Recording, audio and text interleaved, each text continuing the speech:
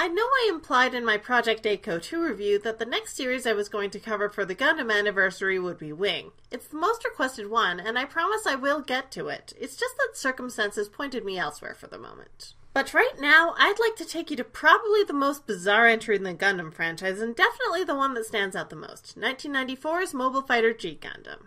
G Gundam was actually also an anniversary celebration, specifically the 15th anniversary of the franchise. Thing is, though, the popularity of Gundam was flagging. Sunrise decided to reboot the franchise, creating its first alternate timeline instead of make another show in the UC universe, and make something more super than real. The mecha would be special, unique, and connected to the user, rather than largely mass-produced weapons, and instead of a gritty war, the series would revolve around that shonen staple, a tournament. It was a pretty controversial departure for fans and the creators alike, but it lasted the full 4 cours and invigorated Gundam's popularity, so I guess it worked pretty well.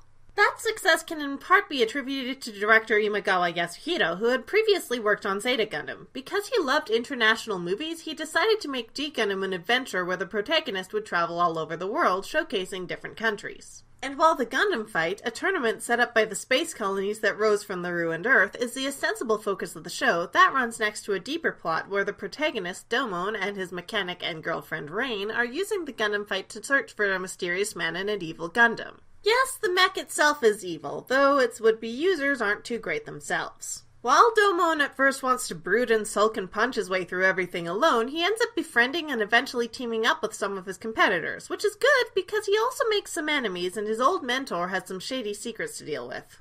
It's easy to see why this series stands out. While it's got its own dark side, it's never as consistently bleak as UC got. In fact, G Gundam is high energy with flashy martial arts and campy visuals peppered with national stereotypes that get so bad they're hilarious. You've probably seen some of the show's iconic moments parodied in other anime, and it's got its own shoutouts, such as the blatant Sailor Moon reference that is Nobel Gundam, which EU and merchandise gave variations based on the rest of the Sailor Guardians. I'm not even kidding. It works because G Gundam is so weird and funny even when it's being serious. But it still fits in with the rest of the franchise, even with or because of those things. G touches on the franchise's general theme that war is terrible, using the Gundam fight as a less destructive substitute introduced to avoid further war and suffering. A plot point we'd see spread later on to works from Pokemon to Toho to Love Nikki. Just because it also unironically uses the power of love and friendship doesn't mean it's not as deep as the gritty stuff.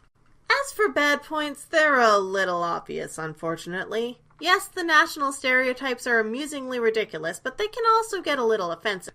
The dub changed a lot of the mobile suit names, usually those that were overtly religious or just stupid. This makes it less funny, but thankfully a little less gross, and I'm not sure which is better overall. I mean, I laugh a lot more at Lumber Gundam than when the dub calls it Grizzly Gundam, but Burning Gundam is just a cooler name than God Gundam. The subs are there if you want a purist-friendly track, but if you prefer dubs and being true to the original, unfortunately you'd be out of luck. The story and characters themselves weren't changed either way. I also usually bring up elements that divide the audience as to whether they're good or bad, and there's one thing that does come to mind there: recurring opponents. A lot of the other competitors Domon either defeats or fights to a draw early on come back later in the show, either to try and get revenge or to team up with him. I think that's a good thing. It keeps them from being out of the show for good and expands the core cast, and they shuffle in and out of the spotlight anyway. Sorry for the pun. But I'd be remiss not to point out that some viewers just found that repetitive and would have preferred some of the characters not return, or at least not revisit the issues from their earlier plotlines. Personally, I thought it at least wasn't as repetitive as Zeta Gundam, and I liked that too, but you decide.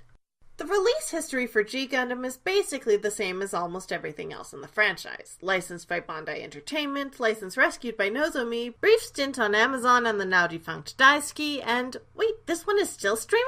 Yep, along with the physical releases, you can also catch it on Crunchyroll. Americans also got to see the show on Cartoon Network in 2002, though it didn't last on there the full year. Old anime doesn't exactly draw huge numbers on TV. The original Bandai release was their standard bare-bones DVD set, and Nozomi put out a similar release on DVD and Blu-ray, but they also came out with the limited Ultra Edition that is still available as of this writing. It's got the Blu-rays, an art box, a hardcover art book, and fun little extras: art cards, a lanyard, Domon's headband, Shuffle Alliance emblem patches, and a Tequila Gundam shot glass, because really, it's right there. So G Gundam's a little silly, or a lot silly, but its high-energy, unironic shonen battle plot combined with occasional signs of the serious anti-war tone of Gundam made it stand out for a reason. It's a good time to watch it if you haven't, especially if you like tournament series or super robots. Let me know in the comments whether you've seen G Gundam and what you thought of its departure from the other series. This is Secret Identity Studio, and sometimes you just need to not take yourself seriously.